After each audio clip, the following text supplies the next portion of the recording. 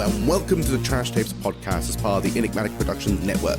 If you love bad cinema and incredible deep dives into cult film, then you have come to the right place. So if you like what you hear and want to support us, you can do so by donating some funds to our Buy Me a Coffee website, along with the Acast supporter feature. All of these can be found in the description below. And now, on with the show.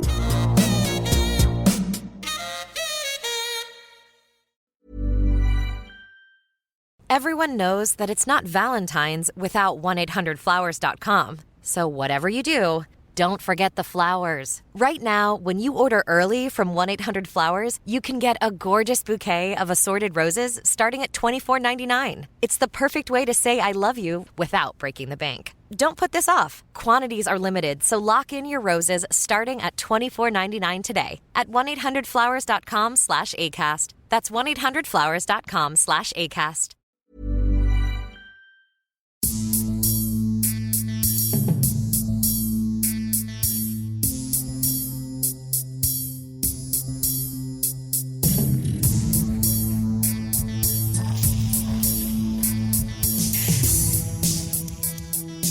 Greetings everyone and welcome to another lost episode of the Trash Tapes. One man's trash is another man's treasure.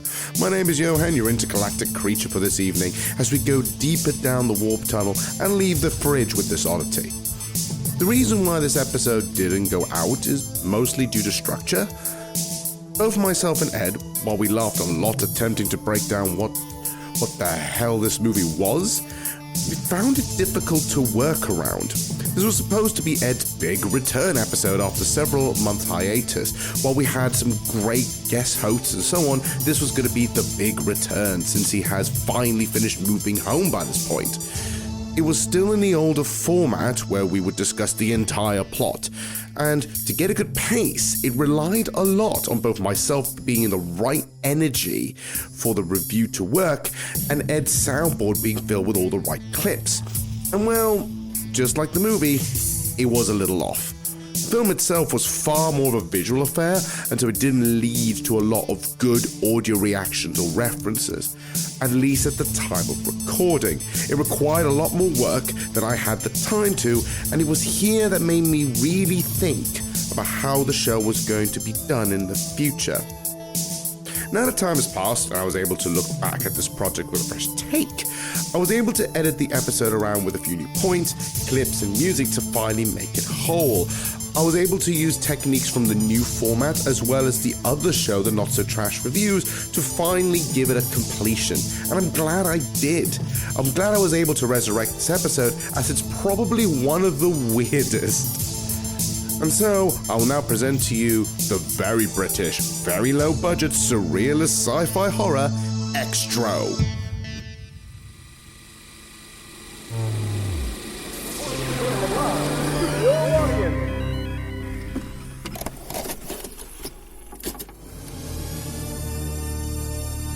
You are about to experience trash cinema.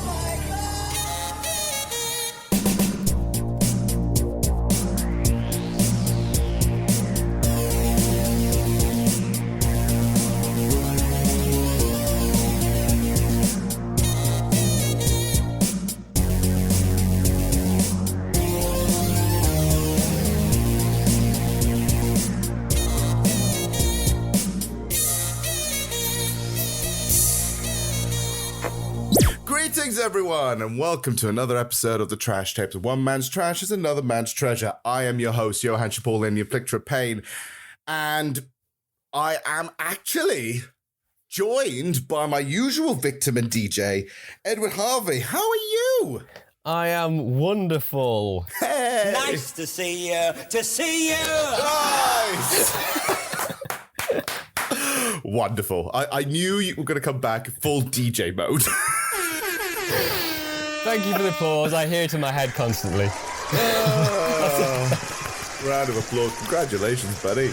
Oh man, it has been a while, honestly, to the point I've had to cabin some wonderful guest hosts. But there was a lot been going on since then. So do you want to explain to people, other than me trying to explain to people before how you were about the move? How did the house move go? Yeah, I know it seemed like a really long time for just a house move, but we had like a lot to do before when we moved in. We couldn't just kind of like move in and then, unpack everything and then it literally just get back to normal. There was quite a long process of like that transition. So there was part of that, and then because we didn't have a living room for a while to use. Now I usually record the podcast in the living room, which has got the most space, and the TV and everything like that. I got connected to the TV and things like that. So it just became a problem for recording remotely. So I could record other bits, like I was kept the YouTube stuff going and things like that, but it was just hard to do remote recording until I was all set up, and now that's all done, so I can get back on it.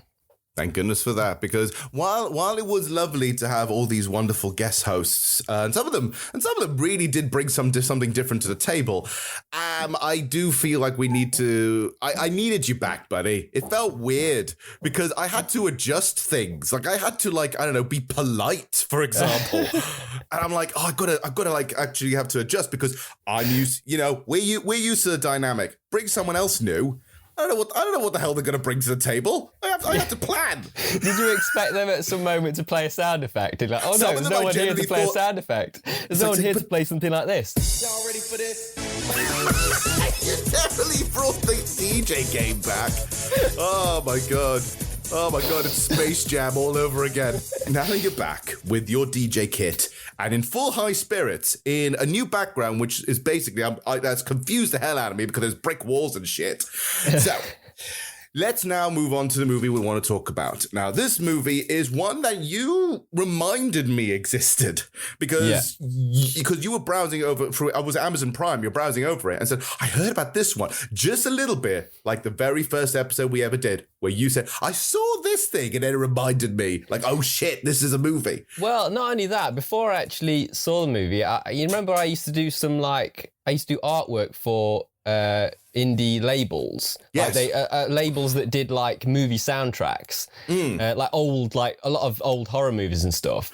Yeah. And one of the first jobs I had with them was doing like a kind of formatting, not like a proper redesign for Xtro, because they were going to put out the soundtrack to Xtro. So they had the rights to do the original artwork. So I just had to kind of reformat it to fit with their template for the vinyl. So it wasn't like a creative job, really. It was more like just a reformatting kind of job.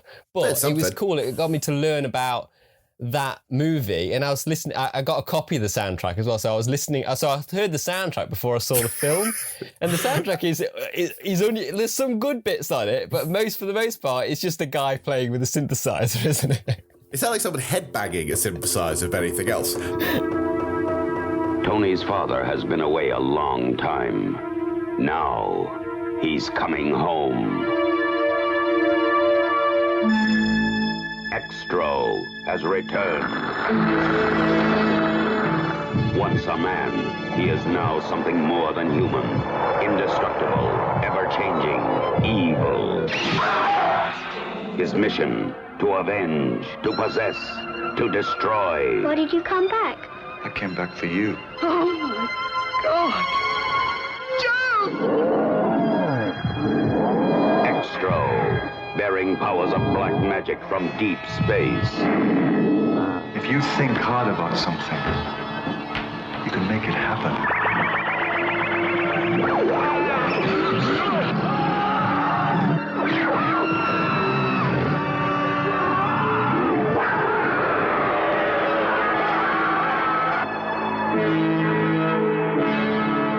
Xtro. Some Extra Terrestrials aren't friendly. From New Line Cinema, rated R. But yeah, we're talking about Xtro, which I'm genuinely excited for, because this one, I think, would be officially or unofficially labeled as one of the first proper video nasties we are talking about. Yeah, and it's funny when you get the whole video nasty thing, because when you go back and look at them, you're expecting it to be something that's really, really shocking. And this movie does have some kind of cool gore and stuff, but I was expecting it to be a lot more shocking than it actually is. Very true. In fact, I laughed a little bit in some of these places because I feel like, because we're going to talk about it in a bit, basically saying that this is, for everyone who doesn't know what the hell Xtro is. Xtro is a 1982 British science fiction horror film directed by Harry Bromley Davenport. What a name, by the way. I know. Such a British posh name. Yeah. But it stars quite a few people, but most of them are people who are known in B movies and also just known for like British television stuff. So you had Beatrice Steggers, Philip Sayer, and Simon Nash, and it's also, this was quite fun because I like science fiction movies, and we don't do a lot. We haven't. I don't think we covered enough sci-fi on the podcast. No, but also. It's just, this is probably another first for the podcast. It's a very, very British movie. Yeah. Like, really British. When you did the cast list there, you forgot to mention Miriam Deboe, who's like, I know her from Living Daylights with Timothy Dalton, the Bond film. Yes.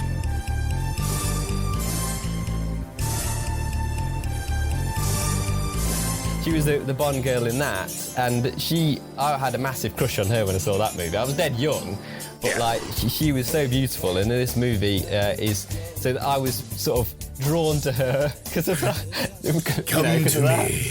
But yeah, honestly, this was her first role apparently, which is which, balls deep, I guess. Like, if you're gonna go first role, go big or go home. You know what I mean? Definitely. Labeled a video nasty, which it's the first one we've done, which I find quite interesting. I'm surprised we haven't done them yet, but I feel like because some of the video nasties, while they are trashy, some of them are actually quite good, and some of them are not actually as trashy as they're labeled to. But this one, though, yeah, it's a hard one. It's like, I think it's developed a bit of a cult following over the years. It's like it became popular on via Reddit in the recent years, actually, because people kept sharing the GIF where the creature kind of comes out at the side of the road. But that GIF, people were going, "What's that movie? I want to find out what that is." And that was a thing that was via Reddit. So. It's generated a little bit of a cult following more lately as well. So definitely, and I think it's because it's for the time. It's a combination of some very creative practical effects and some which are just bad. Like, it is a good mesh of really good visual effects and dog shit. I know, it's crazy. You've got like very, very good like horror kind of gore, which is like it's amazing, and then you've got other stuff that looks like it was done on like Blue Peter, like craft, kind of really like bad craft kind of special effects. Tell me about it. The blood in particular, which reminds me a bit of like Hammer horror stuff, but some of it's just like, oh boy, what are you doing here? And the movie gets weirder and weirder as it goes. So just before we go into the actual thing, as usual, we do a little bit of history. This one's got a bit of a history to it. Did you actually know anything about how this movie was made? No, I just know that the director pretty much did everything. Well, he wrote it, he wrote the script, and he directed it, and he was the guy on the synthesizer tinkering away, wasn't he? So he did the score as well. Yeah, he did a bit of everything. Yeah. This is definitely a low budget movie. Like, this is a movie that had very little to no money.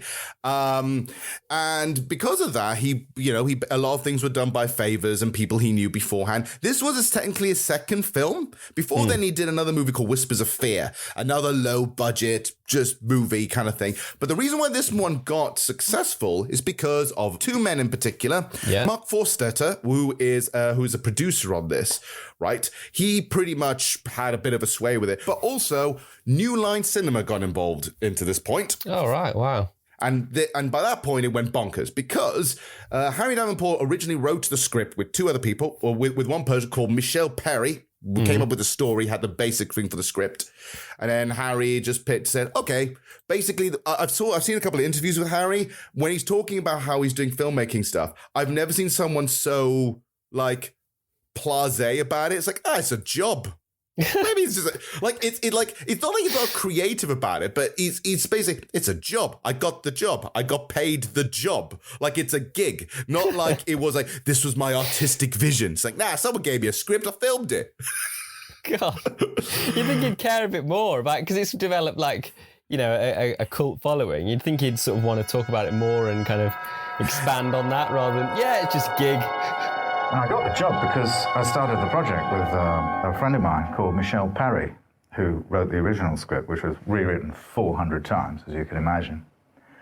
But I really owe the setting up of the film to an American expatriate living in London called Mark Forstater, who, really got me the job, got me the gig, and to Bob Shea of New Line.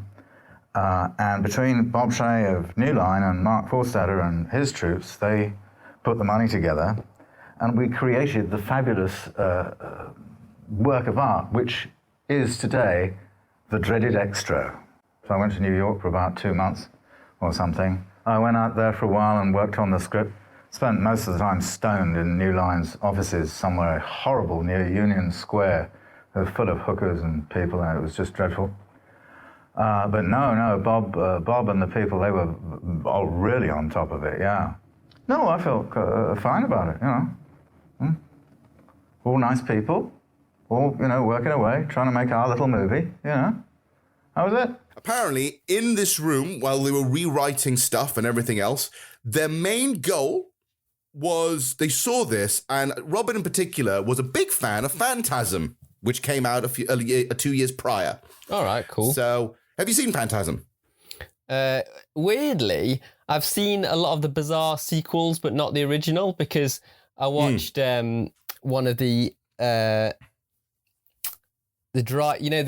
Joe Bob Briggs drive-in shows, the all-night horror type things. I watched, and they just showed loads of the sequels to Phantasm.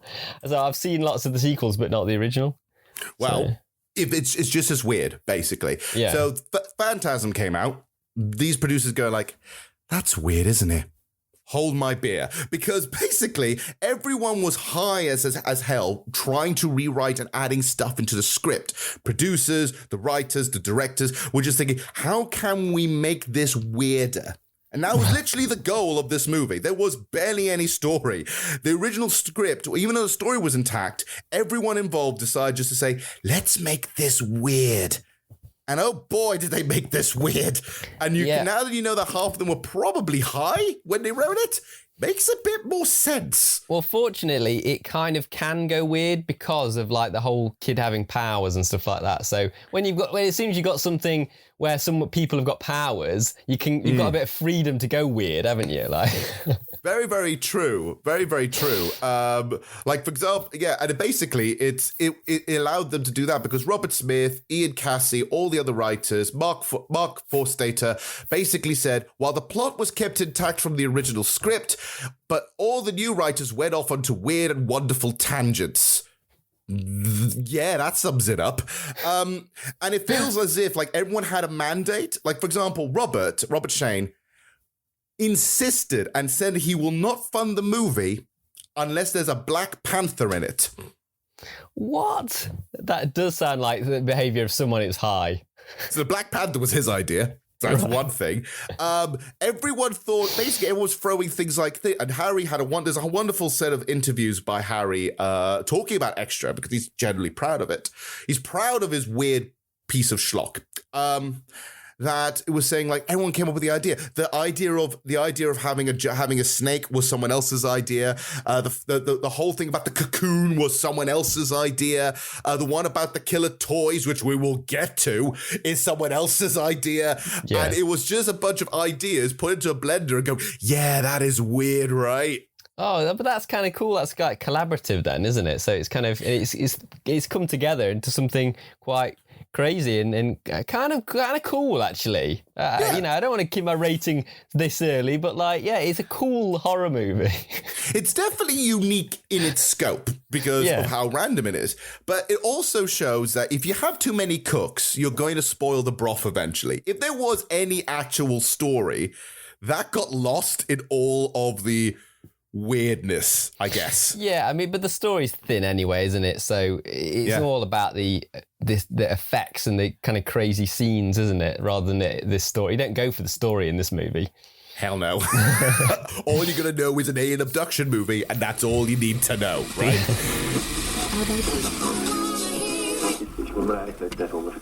The movie came out around March 1983 in the United Kingdom first, and then it was released onto video. When that happened, the film was then subjected to be in relation to being the British obscenity laws, in other words, becoming one of the video nasties. Now, the video nasties, there's a list of the video nasties. There's quite a few movies, but overall, there were approximately around 80-something films around the time, 80-something videos. Nah, mate, these are the worst movies. They're terrible. They're bad for society. So is it, I wonder if it's particular parts of this that gave it the video nasty label, or... Well, to be frank, I can think of at least 4 sequences where I'm going, yeah, that's weird. But unlike some video nasties, because even when some of the video nasties came out, you know, some of them, obviously they were held behind, but some of them were already edited or told to be censored by the BBFC, right? This one went completely uncut from the get-go. There was nothing removed at all. The BBFC passed this as an 18 movie. Like they passed it as an adult movie, but we're not cutting anything because they felt it wasn't as... I think the reason why they didn't cut much of it because everything's completely unrealistic. Yeah. So was it actually a video nasty, or was it one of those movies where people consider it a video nasty, but actually it wasn't? Because I heard that as well, but I'm not sure if that's true or not. I get the feeling that the movie was passed completely uncut, right? I get the feeling that it was put on the list, but for a brief period, but maybe I think there were rumors about this, that this came out after people were protesting about the movie once it was released. So I'm assuming that the BBFC passed it. It was perfectly fine for a couple of weeks or so. And then some conservative people said, "Have you not seen this movie? How did this get through? Boo, hiss, pitchforks." And then the BBFC going, "Fine, we'll put it on the list." I mean, the thing is with the nasty stuff in this movie, the stuff that would put it under that label. The thing is, there is some horrific stuff, but then there's some like really laughable stuff within the same sort of like few minutes. So it kind of like.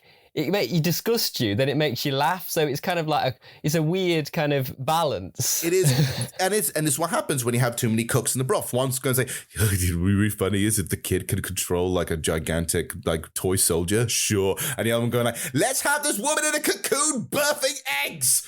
Sure, but it's like, so I feel like sometimes in some of those horrific scenes, if like. Maybe the acting was better or the editing was better, it would be absolutely terrifying. But because it's got that cheapness to it, now and again it kind of goes funny, it kind of takes you out of that scared kind of like I'm disgusted kind of moment, because it's like, oh no, actually that's pretty hilarious. Yeah, this is why I feel like the movie, it was actually quite an enjoyable watch to go through this, because even though there were moments of going, that's kinky, that's really weird, that's gross, and then the other bits are going like, well, what the fuck is that then?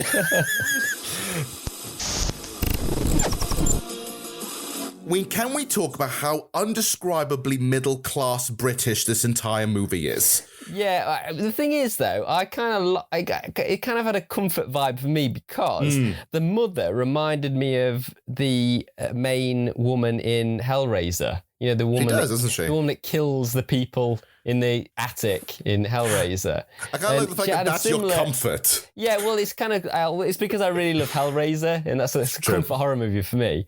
So she reminded me a lot of that type of actress.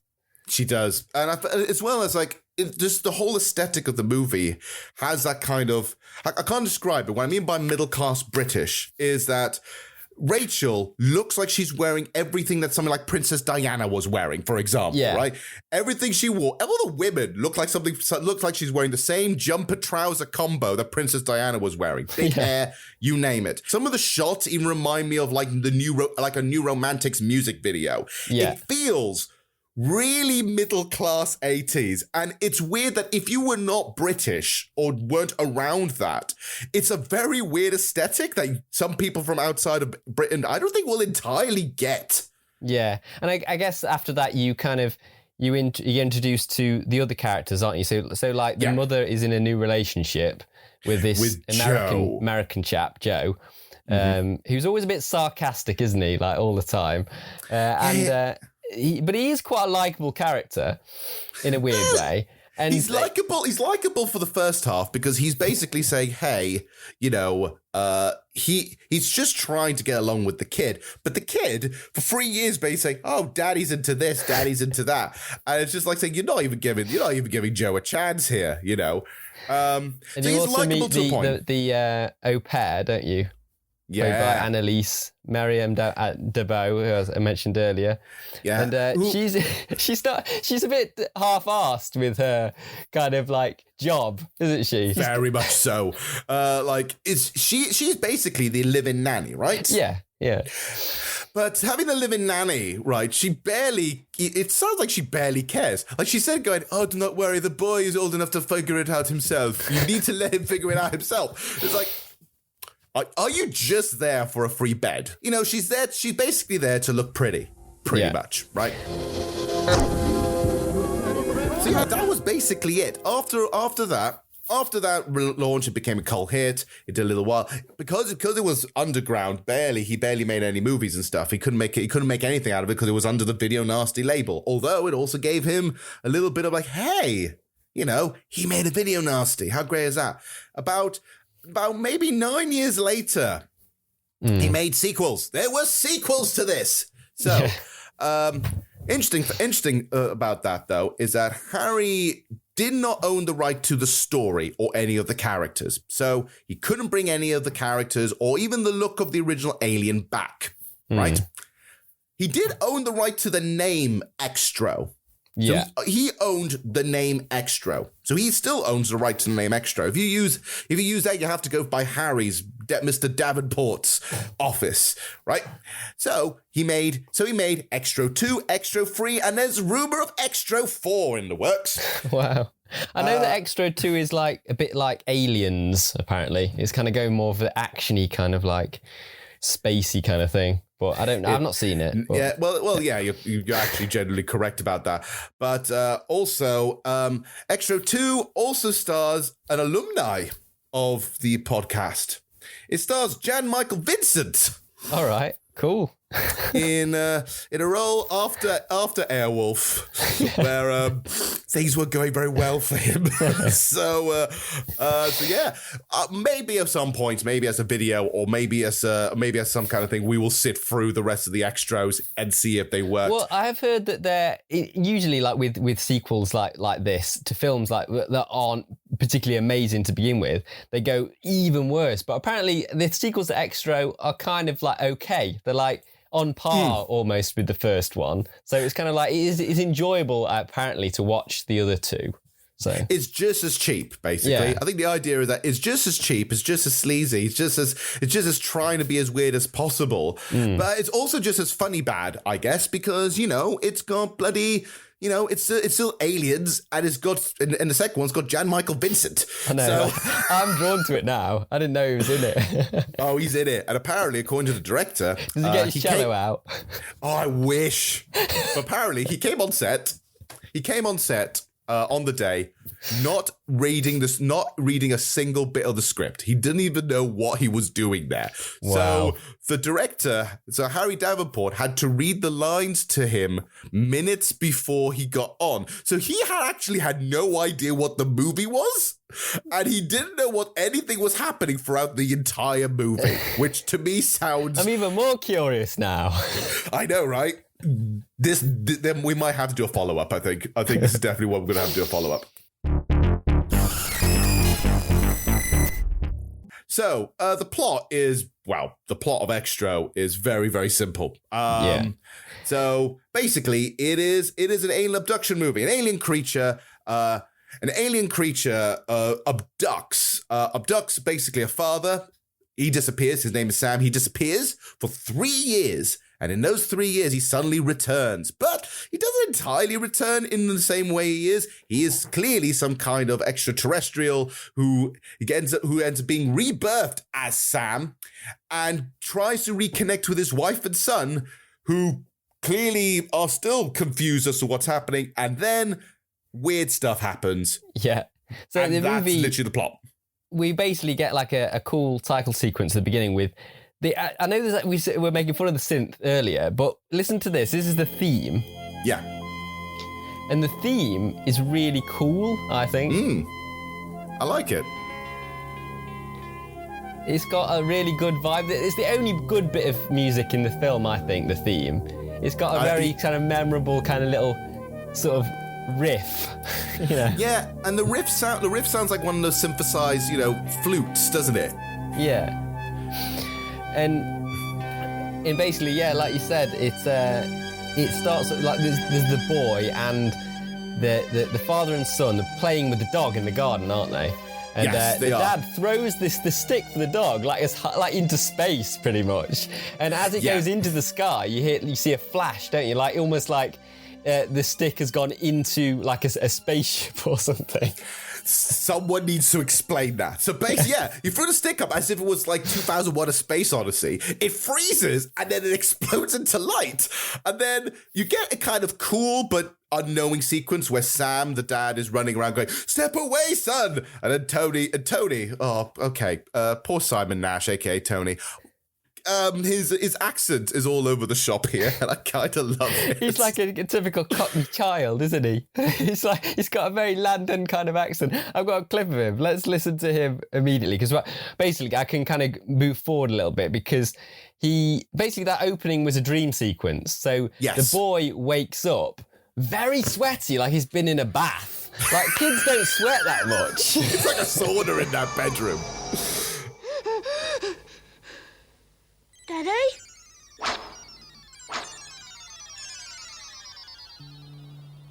Ah!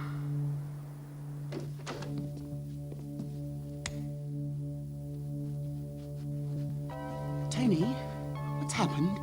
Did you have a bad dream? Tell me about it. Daddy was looking at me. Darling, it was only a dream. Come on. But he was taken away. He left us. Now you know that. He'll come back. He still loves us. Of course he loves us. Go to sleep. Good night, darling.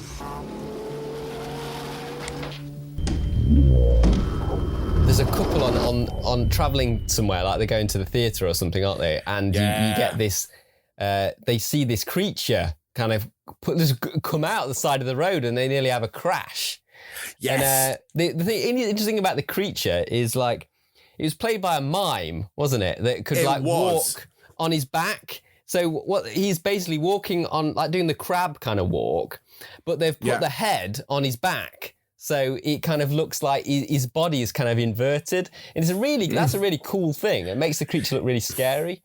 It looks cool, although the one thing that makes it look very cheap is that the mask they use for the face just looks like something you would buy at a Halloween shop. But it was interesting to have that look. Apparently, the Chris Hobbs, who was a sketch artist who helped design the visual effects for the visual concept for the whole production, originally wanted the alien to be a faceless rubber-suited creature.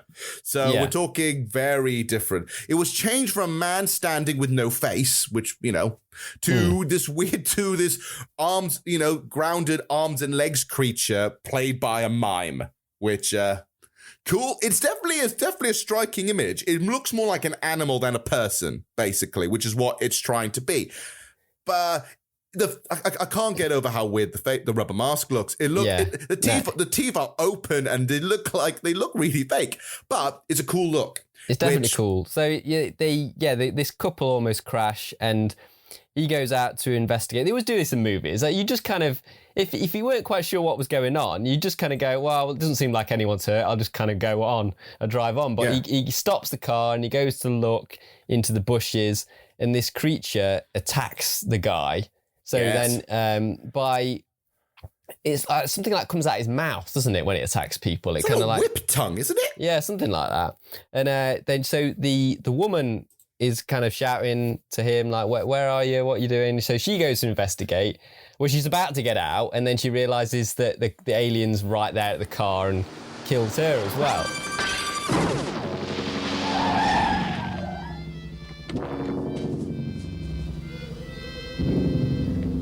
What is it? It's the engine! Stay in the car!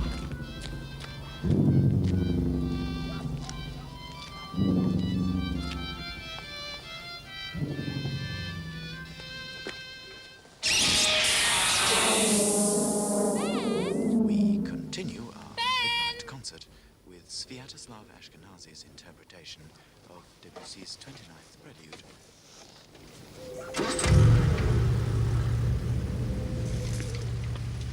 Ben! Leave it! Come on, let's go!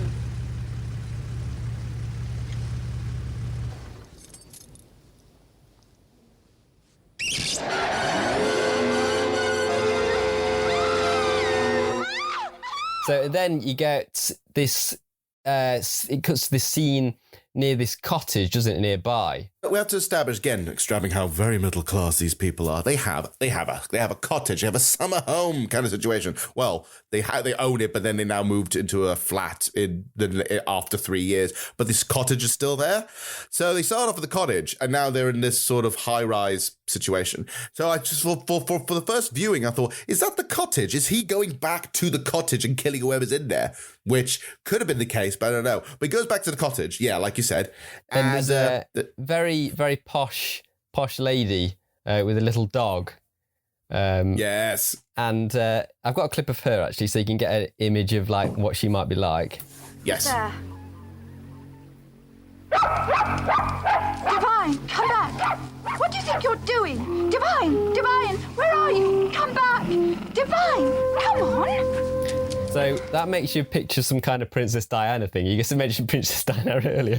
I'm sounds telling like Princess you, Diana's in a cottage somewhere shouting after her dog. But yeah, the dog and her are suspecting that there's like something outside. So she locks all the doors and things like that. But it's still got in, hasn't it, this creature? And I don't know how, but it definitely got in here. And this is probably one of the most iconic scenes in the movie in terms of gore. It is absolutely disgusting, but also hilarious as well. So the creature there's a bit of tension that's built up. So he's locking all the doors and just kind of but then eventually the creature like pops out, and it just like it knocks her over and it climbs on top of her. And it's creepy because it's quite a sexual kind of scene because like. So the mouth thing comes out a bit like, I suppose it's a cheaper version of the xenomorph in Alien, isn't it? The mouth thing comes out, like another kind of long mouth kind of comes out the mouth. Yeah. And sticks on this lady's mouth. And then she passes out, doesn't she? She passes out, but the thing is, it goes into the mouth. It looks like something's being pumped in, right? And then she wakes up and she's going, oh, it's fine. She's walking around a little bloody and very confused. She goes into the kitchen, gets a glass of water. And then she starts to swell. Yeah, and what's funny is because it's like it is gross, but the transition of her all of a sudden just kind of being a bit bloody to absolutely looking like a balloon at one moment is quite quick, isn't it? So she's grabbing her stomach all of a sudden. She has the glass of water, like you said, and she's grabbing her stomach, and all of a sudden she kind of just collapses. And the next shot, you just see her lying on the ground and her stomach is just inflated to like a big balloon. And it's like in Charlie and the Chocolate Factory, basically. Don't eat the blueberries. It's just gone full blueberry. You're blowing up. I feel funny. I'm not surprised. What's happening? You're blowing up like a balloon. Like a blueberry. Somebody do something. Call a doctor. Stick her with a pin. She'll pop. It happens every time. They all become blueberries. You really done it this time, haven't you, Wonka? I'll break you for this. I know. This is where we're going back to like some Hellraiser type gore. This is great because she then basically births a fully grown man. Yes, she births Sam. Sam comes out of her? Yeah. Like, and it's gross. Like, you can see her just popping the head from... I will admit, it was gross, but I also laughed a little bit because, one, he's covered in gore, like, literally covered, like, in this woman's intestines. But it also made me laugh because when I first saw that, my head wasn't going like, oh, that's disgusting. It made me. It reminded me of Ace Ventura: Pet Detective, the second one, where he's coming out of the rhino. It made me instantly think that, and it just shows, right? Oh my goodness! He has to take all his clothes off, doesn't he? Because he gets too hot in there. So good. It totally reminded me of Jim Carrey coming out of a rhino, and it's so good. It is a really iconic scene. It is gross. I wasn't expecting it to happen that way. And Sam bites the umbilical cord, doesn't he? Like rips the umbilical cord. Yeah, it's a proper literal rebirthing. And then the image that actually struck me out of that is afterwards we've got Alien Sam standing by the sink with a shower, completely covered in blood, just with the shower head over him, trying to clean off all of this woman's blood. Like, all of it.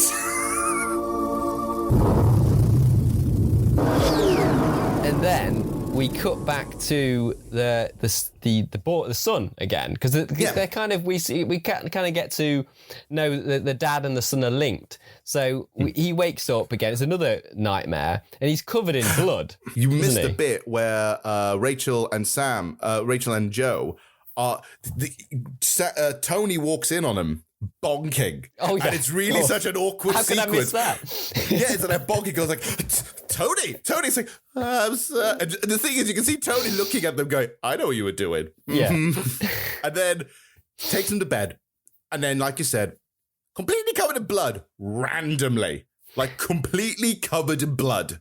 And I've got a clip of the mum's reaction to the son. Tony, is it Tony? Yeah. Tony, yeah. Oh, my God. Oh, Joe! Don't be frightened, Mum. Where does it hurt? I won't be cross. Don't worry, Mum. Joe! What's the matter? Call a doctor. Russ, what's he done? Quickly! I absolutely love his deadpan voice. Don't worry, Mum. Don't worry, It's Mum. all right, Mum. It's okay, Mum. It's a little Children of the Corn, but also it looks like he's auditioning for Oliver. It's like, all right, shine your shoes, Governor. All right, okay, you little cockney son of a sod. I tell you, it's so they call the doctor, don't they? They quite like the doctor character. The doctor comes over to like look over the boy. Yeah, and I've got a clip of the doctor talking about the blood. And where did that blood come from? I don't know. From you? Daddy sent it.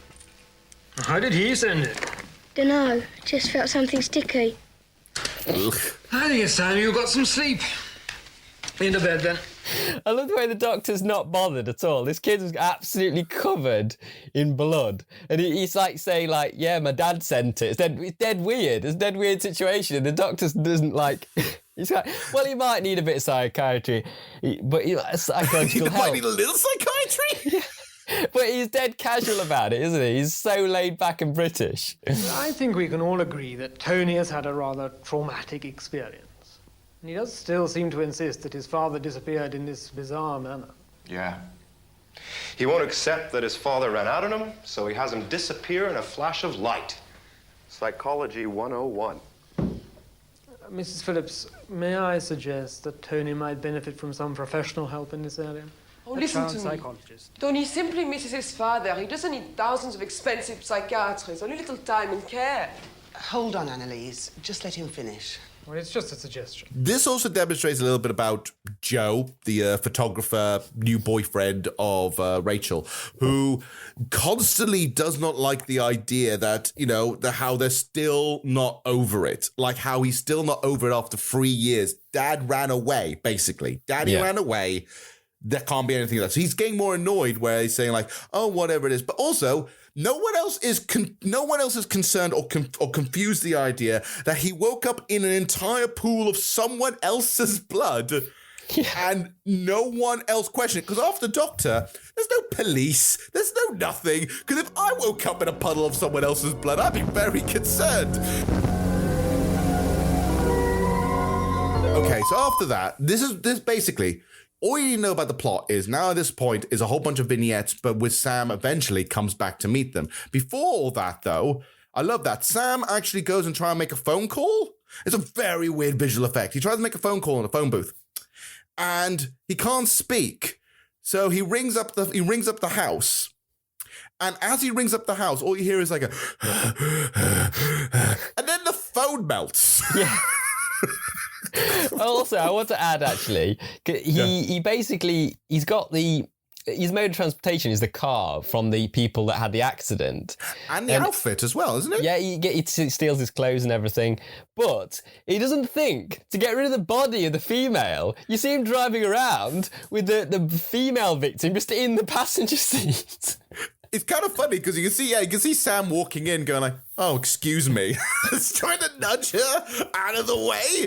This corpse just out of the way. That makes you think that he's not totally with it, is he? Like this, he is like, it's like something's, he's basically an alien being that's using his body. And it's not like, but he's kind of got his memories and stuff, isn't it? It's an unusual situation.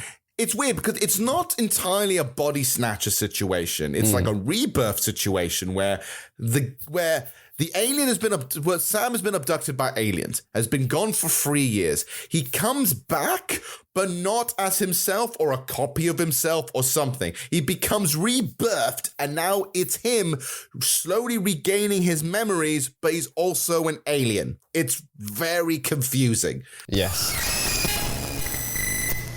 We meet when Annalise is taking Tony off to school. Yes. In the hallway, we meet the neighbour, but it's obviously a very bad piece of ADR that's put on for the neighbour, like, actress. Because just listen to how her voice sounds. Morning. Hello, and how's my little Tony? I'd eat you up. Tony, come Getting on. so What's the tall. accent? Work hard at your lessons, young man. Diligence pays. Tony! What's happened with that scene is, like, obviously the sound might have been really bad, so they did the ADR. Yeah. But because it's a hallway, they've kind of tried to add a little reverb on it, but it doesn't sound right. It sounds like it's someone's thoughts or something. It does sound like it because I don't think it matches her lips at all in anything. And it's very bizarre of seeing this older woman who is the neighbor underneath them, who seems to know everything about them, right? Like, she is the nosy Parker neighbor. Yeah. And she will appear throughout the movie. And oh boy, does she start appearing throughout the movie. It's quite jarring with her because when you see that first scene where she's saying hello to Tony, she seems dead nice and like she really gets along with the boy. And then all of a sudden she's like horrible later on, isn't she? She is a secret Karen. That's what she is. She's a Karen. She is a Karen, people. She will, once something bad happens, she will annoy the hell out of you. Annalise, any spare moment, she's bonking away, isn't she? Like with that. Yes, she's clearly bonking a boyfriend, like whenever she can. And I think this is just clearly the moments where it says, right, we need boobies in this movie. Yeah. This is totally the reason why Annalise is here. Because realistically, there's no point for her being there other than just being fodder. I know. And what's interesting, what's like kind of sleazy on IMDb, there's tags like in like the plot points and stuff like, you know, you get tags of like what happens in the movie. There's a tag that's like full frontal nudity. It's kind of like quite a highlight of like this movie. It's like a lot of people go to watch this movie because of the nudity of that actress. She is nude about half the time. Yeah.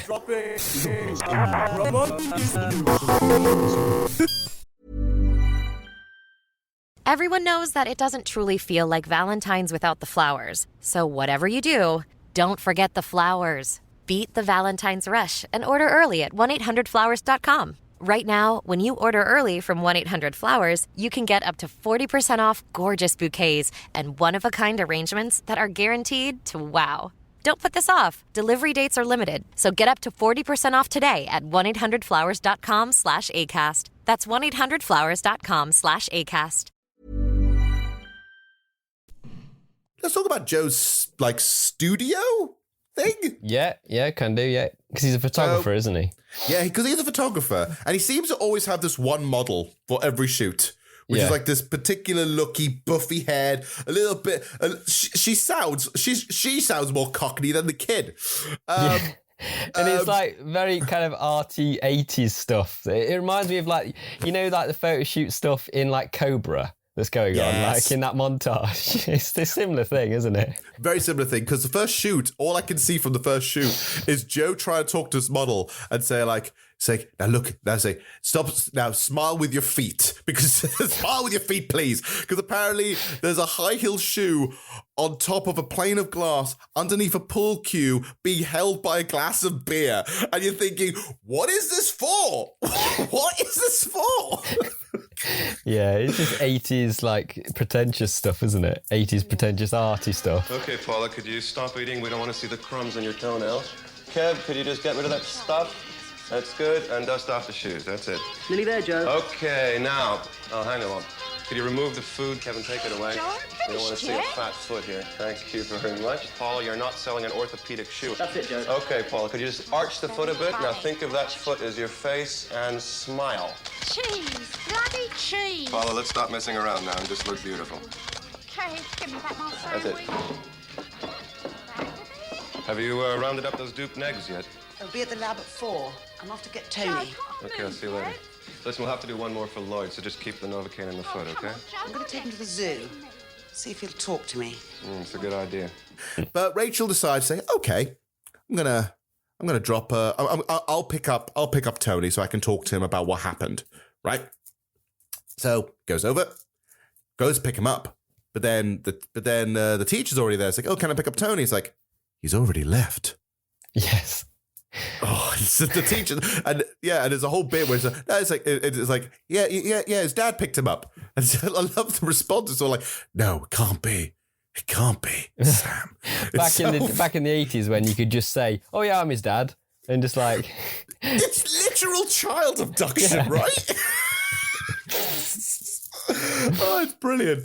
Because it's like saying it's only just been a few minutes you went over there, and so they chase, and then they see Alien Sam by that point. Hello, Rachel. Mum? Your mum's upset. You bet I'm upset. Good to see you, Rachel. Looking well. What are you doing here? I'm back. You're back? Back from where? I'm not sure. You're not sure? You disappeared for 3 years without a word. I don't know where I've been. I can't remember a thing until today. I saw Tony in the street, so I... You want to come home? Like it was. That's it, isn't it? I knew you'd come back. They didn't believe me. Who's they?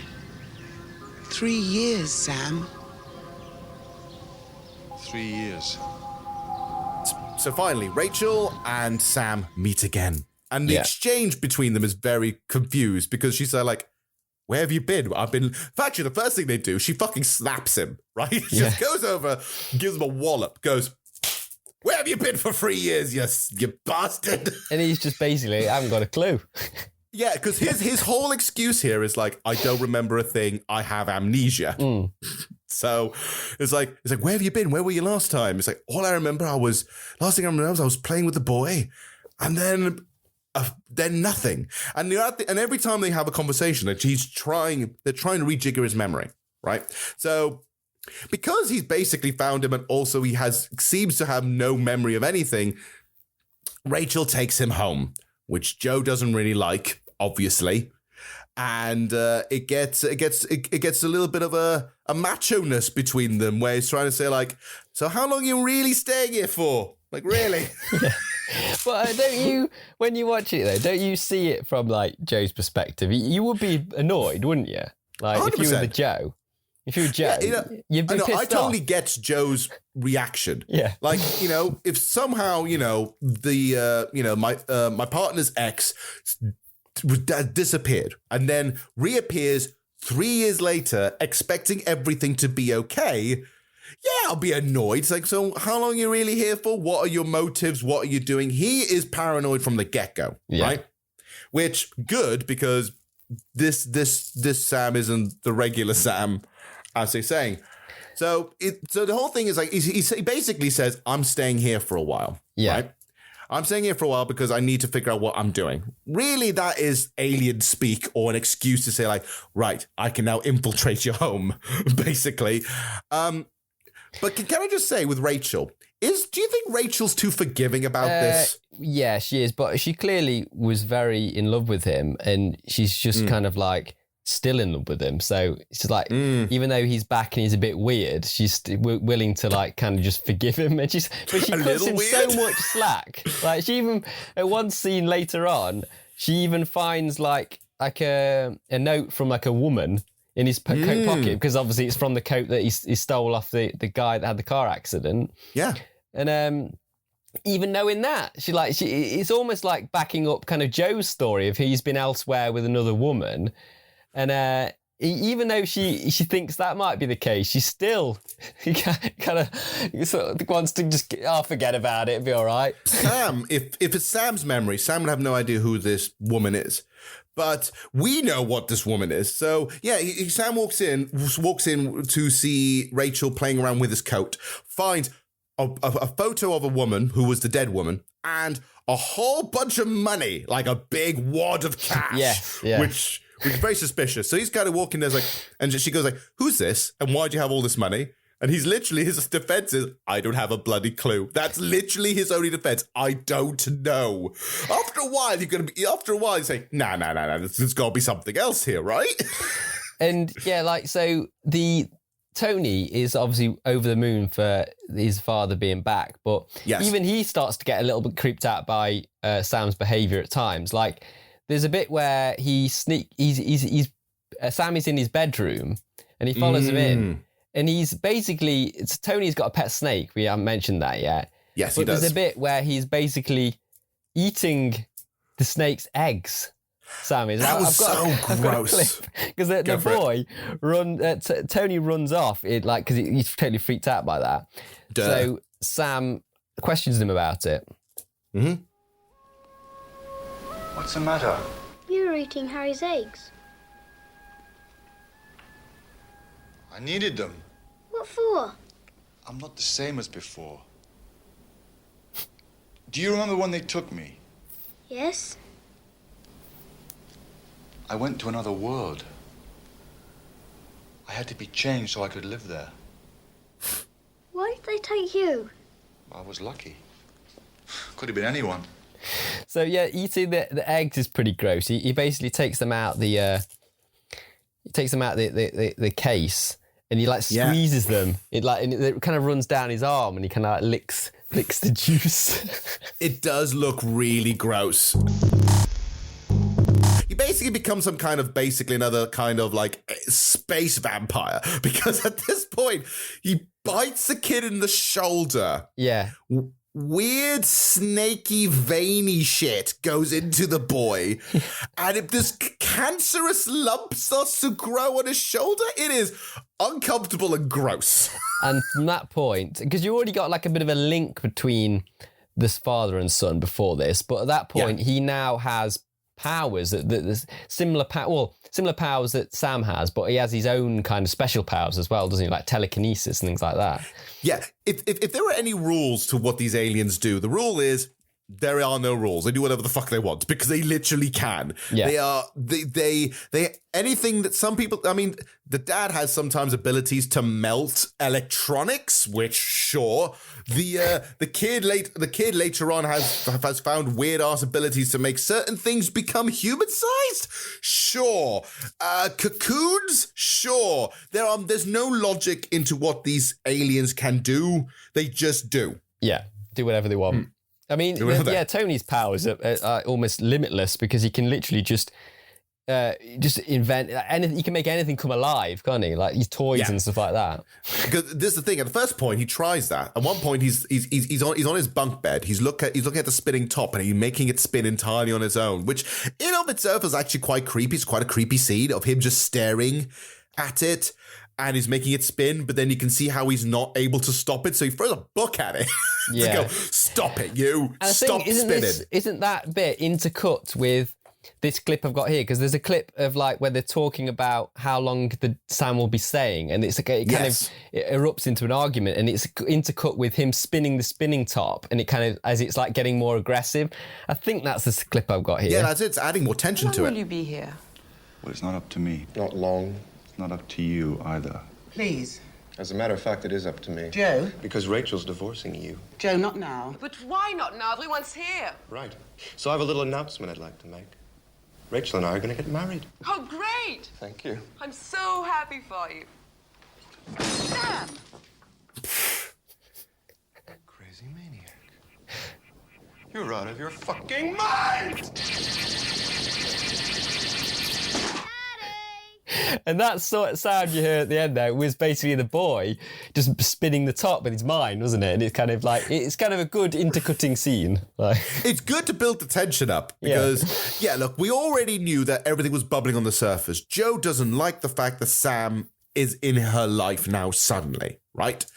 Doesn't like it at all. Rachel, way too forgiving. And Annalise is just Annalise, really. Yeah. She has no opinion. She's just going, oh, this is wonderful. Doesn't matter as long as I get paid and I can bang my boyfriend. And why is she in the family meeting? I'm sorry. It's like, I know she's like she lives there, but she's there to look after the boy. She's not part of the family, really, I don't think. So she's dead interfering in their family's business. And she's like dead sarcastic, almost like she deliberately wants to kind of erupt it and make it like more argumentative, the situation. 100%. It's almost like if it is more volatile, then that means maybe they might convince me with more money, more free time. I don't know. This is clearly some kind of weird gambling situation going on. I do have to admit, Joe's performance there and a few other moments when people get mad in this movie, it's fucking weird. Like they don't know how to get mad other than just going quiet, quiet, loud, quiet, quiet, loud. You're out of your fucking mind. We should also point out, because of the snake egg eating thing, the snake becomes aggressive then, and it escapes, doesn't it? And it goes down through the hole and ends up in the neighbour we mentioned earlier. It ends up in her salad, and it's a horrible aggressive scene where she smacks it with this meat tenderizer. And it just goes into a bloody paste. And then she basically like just delivers it upstairs. And she says this. I think this belongs to your son. Oh, God. Harry? It appeared in my supper. How did it get there? I'm not interested. Clearly your son is not responsible enough to look after animals. Anyway, it's ridiculous keeping a snake as a pet. So we've got with her, we don't get much more than that, really, to be honest. We get, in terms of her, there's a little bit more of her character, but we've seen her, when we're introduced to her, she seems like really lovely, like, to Tony, and then all of a sudden, the whole snake thing. I mean, to be fair, it did end up in a food. In her salad. It literally ended up in her salad. But she is so aggressive at that point. Completely turned. It is a little too far. Like, the fact, also here's the thing, the fact that the kid, she clearly knew it was Harry, right? Basically, it knew it was Tony's snake, right? Yeah. She could have found a way to try and capture it and bring it back up, but the first thing she does is crunch it to bits, which... Once that happens, it leads to a bit of a revenge plot with this one. I know, I think it's like her transition in being sort of nasty. I think it's literally just a plot device, isn't it? To make the kid hate her and kill her off in an interesting way. Like just to throw in some kind of cool stuff that the whole filmmakers had in mind. Okay, so let's get to this bit, because now this is the point where things get weird dumb, right? So everyone, actually, this is the point. At this point, because there was a bit of an awkward family dynamic, everyone kind of splits off into 3 different places, right? So Joe ends up going back to the studio, right? Yeah. Rachel and Sam go back to the cottage thinking that might be a way that he can rejigger his memory, right? He might think like, oh, if we go back to the cottage, maybe we can spark up his memory, for example, right? Yeah. And so this then leaves with Tony and Annalise on their own in the house, where obviously then Annalise brings like her boyfriend round, who in first sight, I'm not sure it was you, for me, looked a little bit like Ringo Starr to me. Got a bit of a Ringo Starr look to him. Yeah. He's a very blokey bloke as well, isn't he? Yeah, it's a big blokey bloke. Proper bloke. So, yeah. And with each one, everything's intercut between the 3 different places, right? So Joe's doing his work, but he's getting more concerned by stuff. Rachel is trying to spark the memory with Sam, and then you got Annalise and Tony. Now, Annalise and Tony's one's where it gets really fucking weird. So... Yeah. Okay. And some of the best parts of the movie in terms of memorable stuff are in these sort of sections, aren't they, of the movie? Yeah. All the most memorable bits are in this sequence where Tony realizing, because his dad went up to him and says, you have magical powers like I do, but you need to harness them. You need to train them, like he's a Jedi or something. So he goes, and then, so what he does is he looks at his toy collection and brings the toys back to life with the toy soldier, which is very fucking creepy, and the weird juggling clown. Yeah, that's one of those, like, he's got like a wooden kind of toy that kind of rocks back and forth that looks like a clown. And so that transforms into like a small person, doesn't it? Like, yeah. He just is very, very creepy. But also... yeah, it's an action man, isn't it? The soldier guy. So you imagine like the whole traditional action man with like the felt hair and like kind of the plasticky kind of skin, and you basically get like a fully like a 6 foot man, action man that just appears as like a revenge kind of like thing to kill off the neighbour. Like, just knocking at the door. It becomes like some kind of weird slasher movie at this point, like hunting it down. And it's really weird because you don't see him at first. You know he's grown, but then you don't see him fully because he's in shadow. But then it's kind of funny. The whole sequence is that it goes, they hear a knocking on the door, kind of aggressive knocking at the door. Opens up, and this is hilarious.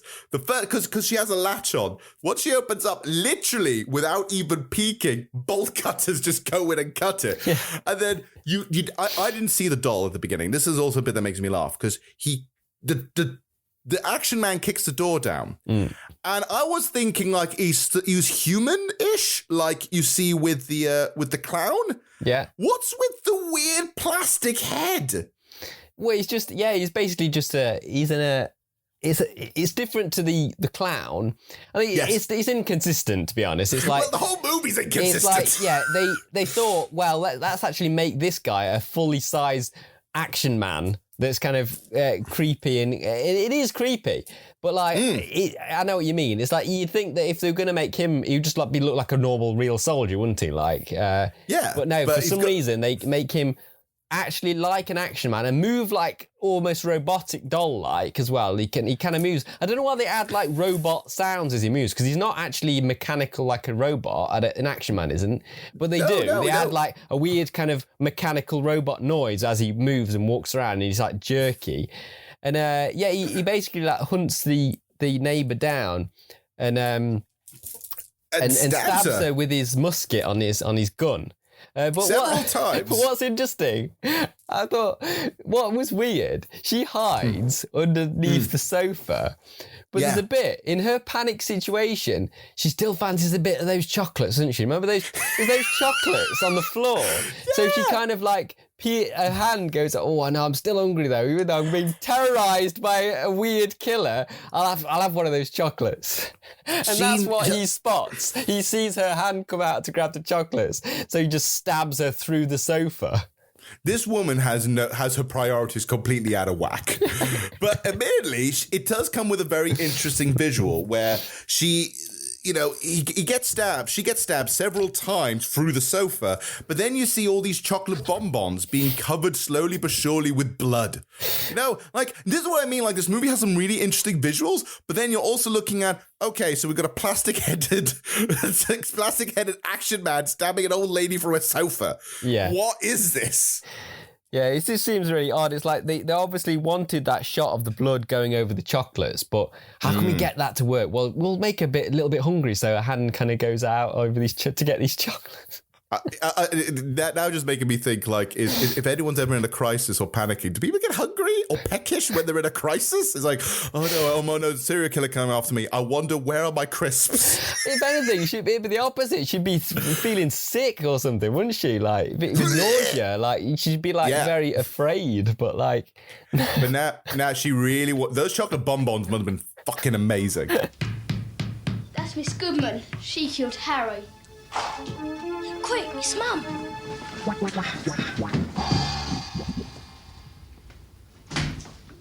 If I hear another squeak out of you tonight, I'll be very angry. Do you understand? Yes, Mum.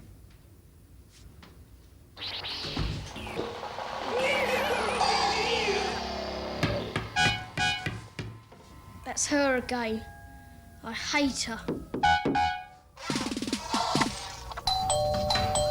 Right, I'm coming.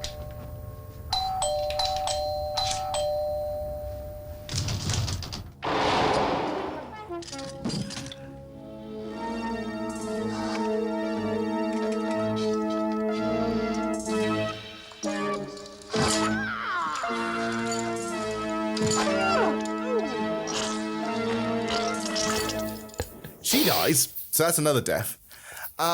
And then what happens is they get Annalise involved. So Annalise, topless, bonking her boyfriend, gets a knock on the door by Tony. Yeah. And it's like, hey, can we play hide and seek, please? I want to play hide and seek, which is, you know, very, I don't know anyone would be thinking he'd be in the mood for it. So her excuse, like, if we don't answer, he'll go away. But then he just keeps knocking. And so she agrees, I guess, just to, like, I like the fact that I'll be with you in a few minutes. Like, it's like, I'm coming back, baby. Hey. Basically, playing hide and seek, boy disappears. Don't know where she is. She thinks she maybe gone down to the lift, goes into the lift, and then God, you see the clown on the ceiling like he's in goddamn Mission Impossible.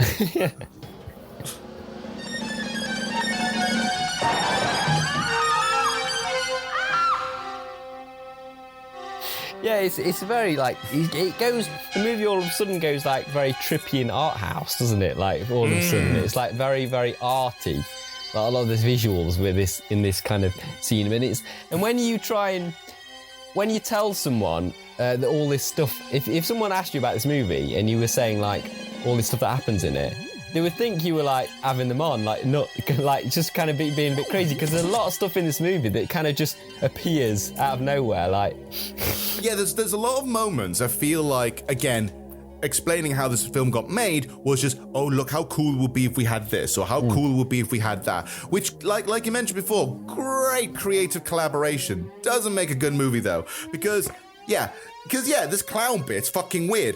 She gets pounced by the clown, gets knocked out by the clown. So Tony, this is so weird. Tony is holding like a fucking like horn, burp, burp, burp, burp, being dragging her, and the clown's dragging her body, which is wrapped in rope. And then the clown, who has a flaccid hammer, which is fucking funny. So another random joke, like the hammer goes flaccid, and it smacks her in the head anyway. Yeah, and doesn't Tony then, he does the weird thing like his dad does, and he infects Annalise, but it's a bit gross because he kind of does it on her like stomach or something, doesn't he? Like he basically just kind of, he sort of bites her, and like you get this weird cancerous kind of like pulsating that kind of like goes inside her. But instead of giving her like powers and things like that, like he got, she ends up just being like a vessel. later on, you find out when the boyfriend tries to find what the fuck's happened. She is in a cocoon in the bathroom where the cocoon's slowly getting bigger and bigger to lay eggs, right? Fucking weird. But apparently, according to that, according to the director, that scene took almost all day to do because she actually was in the cocoon. There was not a dummy. She was actually in the cocoon, sitting on a bicycle seat. Apparently at one point it was really awkward because she was wrapped in the cocoon, and at one point it was a lunch break, so she was having her lunch break while wrapped in the cocoon. God. I mean, admittedly, it does look cool. It looks awesome. It does look really good. It is a really cool visual. Just to see later on, just as she's growing bigger and taller, just these eggs just popping out, going. Bleh, but like I was saying earlier about the mishmash of like good and bad special effects, the eggs are like what I was saying earlier about like being like a bad craft project. The eggs look awful, don't they? Like there's got like drawn on, kind of like painted on veins and stuff on them. Like it looks like a water balloon. Yeah. It looks like a water balloon being painted on with veins on and said, "This is an alien egg." Sure. I would love to see a breakdown of the budget of this movie. See where all the money went. Because actually, no, we know where all the money went. We know which parts look really good and which ones look really bad. Yeah, it's pretty clear, yeah. I mean, the weird cancerous like infection thing looks really cool. The cocoon looks really, really cool. Some of the visual effects in here are surprisingly artsy and cool. But then you got eggs and some weird creative decisions in between that makes you think, going, what's happening here? Because right after this, the boyfriend gets chased down by a tank. Yeah. I love this scene actually because I love the way he tries to defend himself. Yeah, he throws like a towel on the tank, doesn't he, thinking that's going to help. But here's the thing as well: he tries to throw the towel out, and the thing is, you'd think maybe they would have had a better take, but they didn't. The towel doesn't cover anything. No. Like, the nozzle is still exposed. Yeah. So it's like, if you're trying to, like, I don't know, block the shot, that was a terrible throwing of this towel, I guess. I guess it's like the kind of the mentality of, like, if you threw something on an animal and so it wouldn't be able to see afterwards, but it seems odd that he does it. Like, it's not a cat. It's like, here, towel, yoink, and just runs off. I love the caretaker. She rings up the apartment building. She rings up the caretaker to go and check on Tony in the apartment. And he's like really, really polite to her, but doesn't like her. And it's obvious at the end of the phone call. Let's have a listen. Go for it.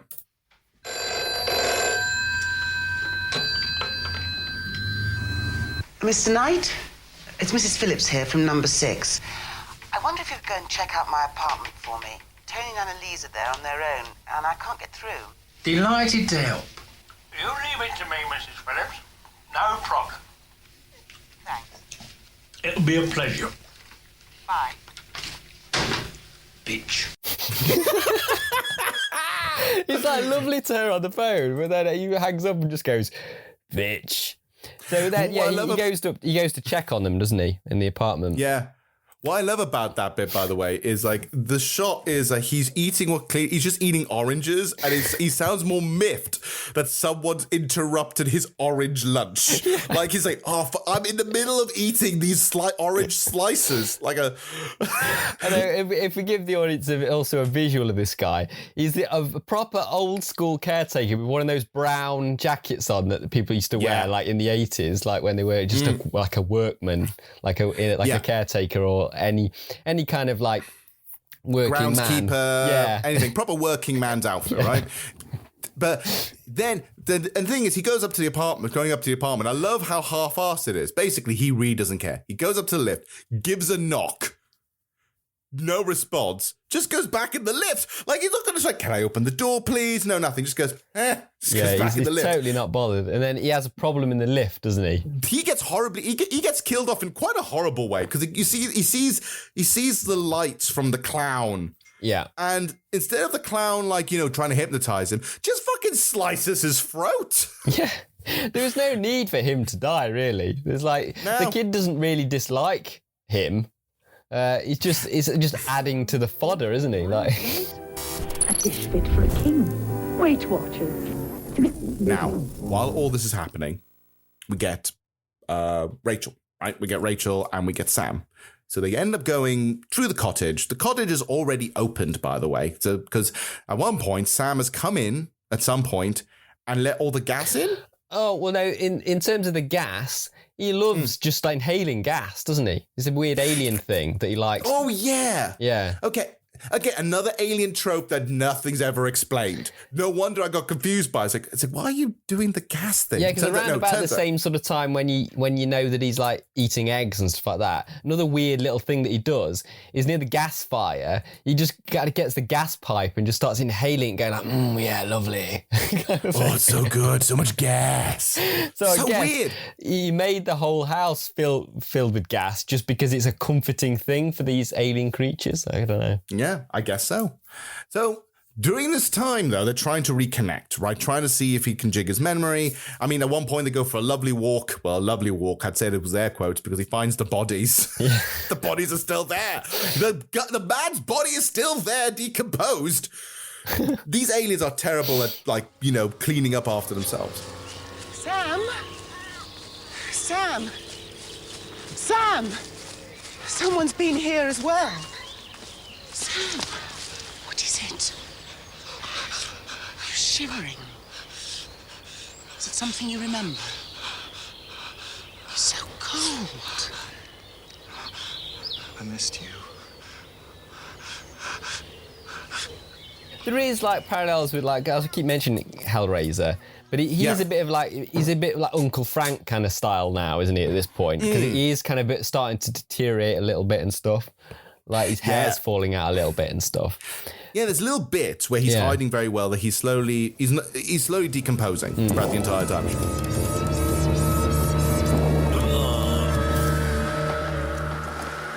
The boy runs away, meets up with the dad.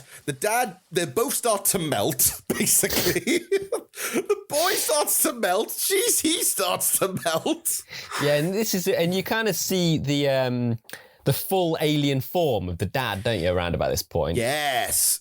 And it looks quite cool, actually. It looks similar to the creature at the beginning that walked on his, the guy that's walking on his back, like that kind of. But it's like he's obviously not walking on his back, he's standing upright. So he's got the weird kind of alien face. And that actually looks better than the creature at the beginning, doesn't it? 100%. Looks really, really good. So obviously they're both starting to melt. The boy, they both run into the forest. When Sam and Rachel, when Joe and Rachel sees them, they start following them. The boy keeps running. This got me a little bit, and it's like, what a way to go, and also just how randomly quick it is. Again, these aliens have no rules. I don't know what their powers are, because the dad turns around, there's a high-pitched squeal, and Joe's ears just explode. Just a random power, like whatever the plot suit, that whatever works with the plot. Let's just have him have this power at this particular point. That's kind of how it goes. 100%. He's gone. Look. What is that?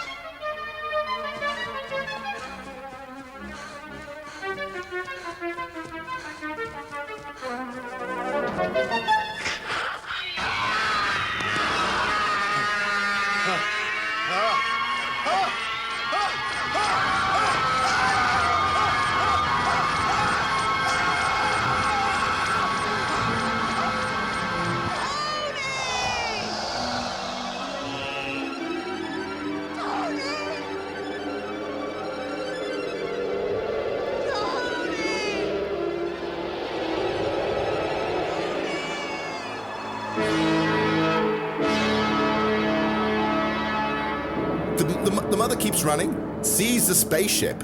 I don't know what it is, because whether it's the wind, the force, I don't know what it is, but the mum's trying to run. It's like, Tony, no, come to me, Tony. Doesn't get in, and they just fucking and they're both gone. And the mother's just kind of collapsed, isn't she, in sorrow. And the original cut of this, that's where the movie ends. It should end there, in my opinion. It's perfect. 100%. Yeah. Yeah. There was supposed to be a little bit more to that ending, right? So here it goes, right? The ending That was where it should have ended, where everything just left. She's left to her own devices. Everything just goes bonkers, right? It's ended, right? She survived the ordeal, but on what price? Because everyone's dead, right? Or has now been taken as a space alien, okay? The original ending was a bit different. So Harry Davenport originally intended the film to end when Rachel coming home to her apartment to find clones of Tony having apparently come from the alien eggs, which the real Tony left in the fridge, right? The clones would then greet Rachel and start rubbing her belly because Rachel's now pregnant with Sam's second child from the sex scene. Yeah, that sounds great. And then Rachel then smiles at the scene and ends, right? That sounds like a really good ending. I wish I'd have gone with that, to be honest. So that was the original ending, okay? The executive producer, Robert Shane, thought the scene's special effects weren't convincing enough for that. Okay. And decided to edit that scene out and just release it in the field. So the idea was that Rachel sits down in the field. That's where the movie ends, right? However, Davenport hated this when it was the premiere in New York. All right, there was a premiere in New York City, and so that was the thing. And Davenport hated that. So, not wanting to end it on such an abrupt note, he went back and shot another ending with Rachel. And this is the ending we got. So the ending makes no fucking sense. No. Like, to me, it makes no sense. More of the trippy stuff, isn't it? So Rachel goes back to the apartment, doesn't she? And there's loads of eggs there. And a Black Panther. Yeah. Remember the Black Panther's in there now. Shoehorned in. Why is there I'm not even going to explain why the Panther's there. We know it's a trip. So it goes into there. The Panther's floating around, picks up the eggs. A facehugger arm basically grabs her in the face, sucks her face off, and the door closes. The end. I just think it would have been fine to if the scene with the multiple Tonys, it wasn't quite good enough. Just cut it in the field then, because it was good. That is kind of a good dark, bleak ending then, isn't it? You know? Yeah, it's a downer. Like, it's a downer ending. In fact, the movie itself, for me, feels like a very big downer movie. It does feel like nothing goes right for anybody in this movie. Yeah, that is a lot of the criticism, actually, when you read reviews and you see some negative reviews. A lot of people just say that it's just depressing. I think Roger Ebert said that on his review. He hated it. He hates a lot of low budget horror movies and stuff. But and he said that it's just depressing and it's just not. It's not interesting, you know? Yeah, I've got the review right here, so I'll explain that to you. Yeah, and you're right. Roger Ebert panned the film, giving it 1 out of 4 stars, right? Calling the film ugly, depressing, despairing, and he commented saying most exploitation movies are bad, but not necessarily painful to watch. They may be incompetent, but they are predictable. They may be badly acted or awkwardly directed, but at some level the filmmakers are enjoying themselves and at least are trying to entertain the audience. Xtro is an exception, a completely depressing, nihilistic film and an exercise in sadness. Yeah. Wow. I mean, it is a downer movie, but there's so much fun special effects and craziness going on. I don't see it as depressing, to be honest. 100%. Yeah. I don't. It's a downer. Nothing goes right for anyone. But I wouldn't call it depressing. No. I'd call it I call it bleak. But it's almost like a black comedy now because you're looking at going everything here is just dark and weird and funky, but visual effects and everything else makes it funny or weird or you want to scratch your head. And personally, I like it that way.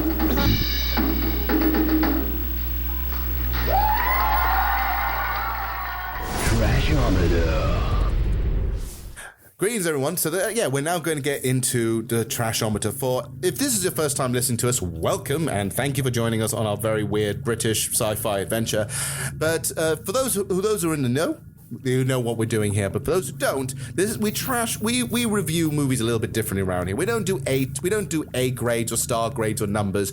We usually go by something called the Trashometer, where we break down the level of enjoyment through how trashy it is. So we start off right at the very, very bottom, which is basically tame.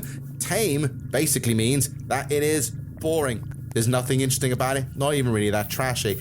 Could have been, we need more enjoyment out of it. Tiny bit trashy. We're getting a bit there. there is definitely some trash in there, and there's some enjoyable trash in there, but it could have been more. It could have really pushed the boundary and been a lot weirder, or a lot more fun, or gory, or whatever. Then there is trash. It's perfect trash. It's mwah. It's the sweet spot. It is the golden goose. It is the anal probe of full trash movies, ladies and gentlemen. This is the one you want to get abducted for, okay? Then you got too trashy. Too trashy means while it's trashy and we're enjoying it, there are definitely moments that we're not enjoying it. Not because we're bored, but because we're finding it frustrating, angry, maybe we're just getting a little bit offended or upset by it. And then finally, at the very, very top, it's torture. Torture means that we absolutely hated this movie. We wouldn't really call this fun. There is just too much bad balancing out the good, and we just found it a torture to sit through. So, Ed, it has been a while since I've asked you, but where would we put Xtro on the trashometer? Right, so I don't think it's a perfect movie, actually. I don't think it's perfect trash. There are problems with it. I didn't find it. I suppose it's got to be a little bit into too trashy, I think, because there's bits of it that are absolutely crazy that we talked about in depth, and they just don't really fit. They're kind of like thrown in, so they are a kind of bit. I mean, I do like those moments, but I think there's a bit. I think it does seem a bit thrown together, so that it can't be a perfect amount of that kind of stuff. It needs to be. It's just a bit crazy in that respect, I think. So I would go a little bit too much. I'd say I would agree with that. It's on the lower end of too trashy, and the reason why is yes, there are some amazing moments in this where you're sitting there like, I will say one thing: I was never bored. But I was definitely getting annoyed and weird and more trying to find any kind of coherency in this movie. There are some wonderfully visual moments. And yes, the movie is a nihilistic, slightly is a downer of a movie when nothing good happens. Yeah. But you know what? It was fun while I was there. And I'm always going to remember a full man being rebirthed, okay? That is a scene that's going to be stuck, that's going to live in the back of my head library forever. And a murderous action man, 100%. There are definitely really big, memorable moments in this, right? I think if the plot was more coherent and less, if the plot was more coherent and maybe I don't know, maybe they were just able. I wouldn't say for most bad movies you would rein it in a bit, but if there was a way to rein some of it in a bit and make something coherent and still kind of enjoy that. I don't know, maybe even give it a little bit of positivity, I guess. The movie would be a lot more fun. The movie at some points felt really good and it was fun at points, but it did feel like it's getting a bit much now, isn't it? Yeah, I really wanted it to be a trash movie because I do enjoy it, but it can't really because it isn't perfect and it's got problems, and half of those crazy elements that are added are the problems, unfortunately, even though they're great. So that's why it falls under too much, in my opinion. Yeah, and I totally agree. This movie, Xtro, is too trashy. Too much of something is bad enough. Too trashy. And there we go. My God, it's been a while since we brought that back. Thank you very much for that. So I think I was in the same boat as you. I kind of wanted this movie to be a bit more fun, I guess. I wish the movie's great in points, but I wish it was more fun and more silly. Maybe that's how it could have slipped into perfect trash if it was just a bit more, if it wasn't so down. It wasn't so much of a downer. It's such a downer, and if it was a bit more fun, then maybe we'd enjoyed it. But my goodness, does this intrigue you in any shape or form to watch the sequels in any shape? Oh, absolutely. I'm going to check them both out, I think.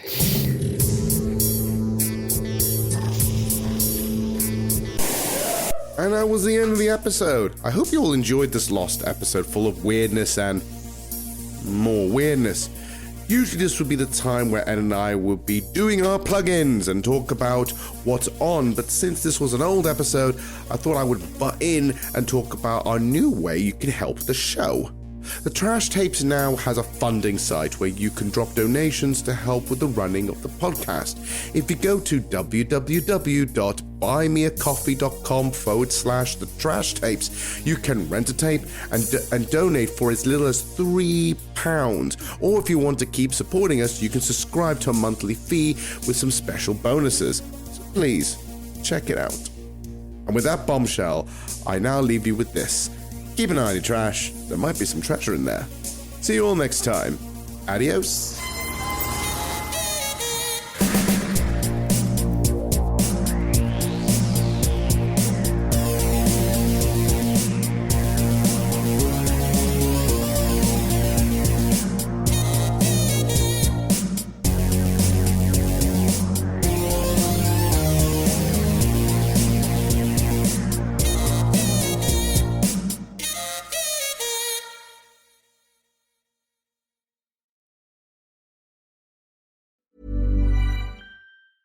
Everyone knows that it doesn't truly feel like Valentine's without the flowers. So whatever you do, don't forget the flowers. Beat the Valentine's rush and order early at 1-800-Flowers.com. Right now, when you order early from 1-800-Flowers, you can get up to 40% off gorgeous bouquets and one-of-a-kind arrangements that are guaranteed to wow.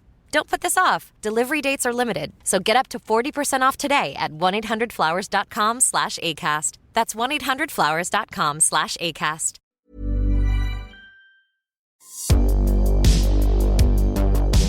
Thank you for listening to this podcast episode and hope you enjoyed it. If you did, please share it around with movie lovers you know, maybe add a star rating or write a good review. All of this helps with the algorithm and provides us with more opportunities to reach the ears to a whole new bunch of bad film fanatics. Want to find out more about us? Then head over to our socials where we provide sneak peeks and up-to-date news on everything nostalgic and trashy. You can find our Facebook, Instagram, and Twitter pages in the description, so please follow us.